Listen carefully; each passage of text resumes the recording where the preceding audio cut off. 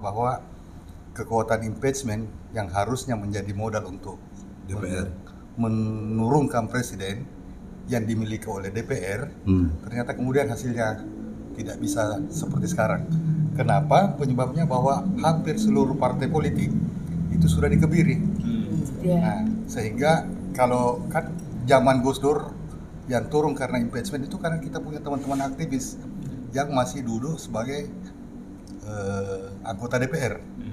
Nah, sekarang ternyata kemudian hampir semua aktivis itu sudah berbalik, ya, berbalik dalam rangka mengamankan presiden. Nah, satu. Yang kedua, saya bisa simpulkan bahwa ternyata kemudian kita sepakat bahwa dibutuhkan pemahaman hukum bagi masyarakat. Solusi yang kita tawarkan adalah membuat klinik hukum. Ini tentu menjadi harapan yang besar, tetapi juga menjadi tantangan. Kenapa? Karena sebagai ilustrasi untuk 80.000 desa dengan ini dibutuhkan waktu dan biaya yang besar untuk memberikan pendidikan hukum kepada masyarakat.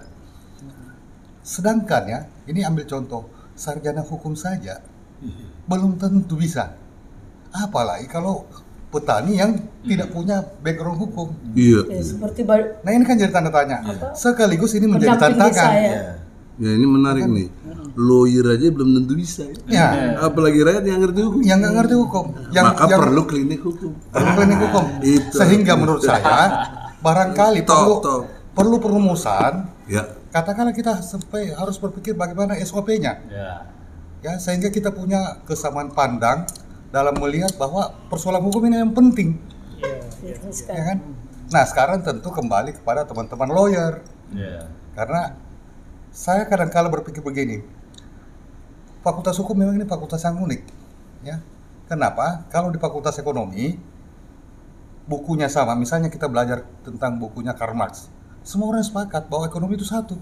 Tetapi fakultas hukum dengan KUHP, pengacara lain, jaksa lain, hakim lain.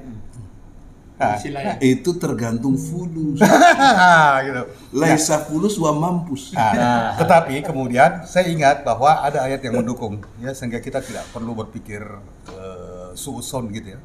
Wa makaru wa makarullah wallahu khairul makirin. Masya Allah.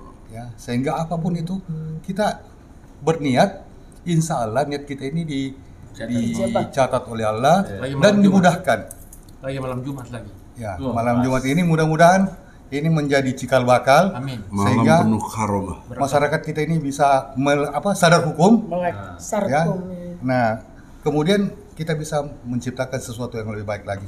Saya kira itu dari saya. Terima kasih. Bang. Berarti butuh 80.000 anak. Klinik hukum. Klinik hukum 80.000 lawyer. Nah itu dia, cukup nggak itu? Itu kalau berapa universitas digabung? Satu klinik hukum satu. Kalau satu klinik hukum perlu 5.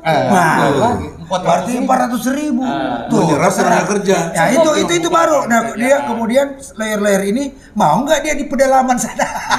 Ya tapi sekarang kan ada internet. Bukan yang dari Jakarta ke sana, kan ada dari daerah ini. Mau nggak?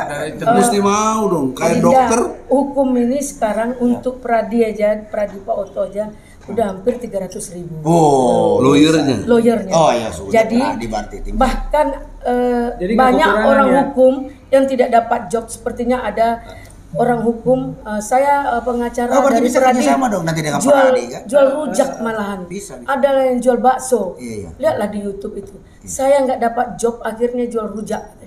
Jadi ini kesempatan. Tapi dia penjual rujak yang tidak bisa diusir sama Satpol PP karena dia ngerti hukum. Lawyer rindu kasus.